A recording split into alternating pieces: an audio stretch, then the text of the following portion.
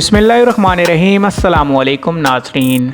ज़मीन को इंसान की माँ कहा जाता है क्योंकि इंसान का जिस्म ज़मीन की मिट्टी से पैदा हुआ और इस जिस्म को लगने वाली बीमारियों के लिए शिफा भी अल्लाह ने ज़मीन के अंदर ही महफूज कर रखी है, जिसकी तलाश में गौर फिक्र करने वाले अज़ल से जुस्तजू में हैं और अपनी तहकीक से इंसानियत को फ़ायदा पहुँचाते हैं। वीडियो में मज़ीद आगे बढ़ने से पहले वीडियो को लाइक और चैनल को सब्सक्राइब कर दें। खांसी, सर्दी, गर्मी दोनों का एक आम मर्ज है जो बच्चों, बड़ों और बूढ़ों सभी को मुतासिर करता है। खांसी की सूरत में सांस का तंग होना, खास तौर पर रात को सोते वक्त और सुबह सवेरे, और खांसी के साथ बलगम का खारिज होना एक तकलीफ दे अमल है और अगर खांसी का बर वक्त इलाज ना किया जाए तो ये फेफड़ों को कमज़ोर कर देती है और फेफड़ों में जख्म पैदा कर देती है, जिससे कोई बड़ी बीमारी लाहक होने का खदशा बढ़ जाता है। आज की इस वीडियो में खांसी के शाफी इलाज के लिए दो आजमाए हुए मुजर्रब नुस्खों के बारे में बताया जा रहा है जो इस मर्ज को जड़ से उखाड़ फेंकने की सलाहियत रखते हैं। नुस्खा नंबर 1। ये नुस्खा बच्चों और बड़ों सब के लिए इंतहाई मुफीद है जो सर्दी के मौसम में हर घर में होना चाहिए। काकड़ा सिंगी 1 माशा,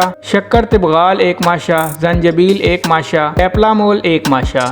तमाम को बारीक पीस कर खालिस शहद में मिलाकर रख लें और दिन में थोड़ा थोड़ा चाटते रहें। ये ना सिर्फ खांसी को आराम देगा बल्कि उसे जड़ों से उखाड़ फेंकेगा। नोट, ये तमाम चीजें आपको किसी भी पंसार की दुकान से मिल जाएंगी। नुस्खा नंबर 2। ये नुस्खा बुजुर्गों की अता है जिसका इस्तेमाल खांसी, रेशा पर फौरी काबू पाता है और तकलीफ से निजात अता करता है। इसका इस्तेमाल भी बच्चों, बूढ़ों सभी के लिए मुफीद है। शरबत तूत स्याह 1 चाय का चम्मच, शरबत सदूरी 1 चाय का चम्मच, सिपिस्तान आधी चाय की चम्मच को अर्के गाँव जुबान में जोश देकर कावा बना लें और सुबह निहार मुंह और रात को सोने से कबल इस्तेमाल करें। इंशाअल्लाह एक ही दफ़ा के इस्तेमाल के बाद मर्ज गायब हो जाएगा और तबीयत हल्की फुल्की हो जाएगी।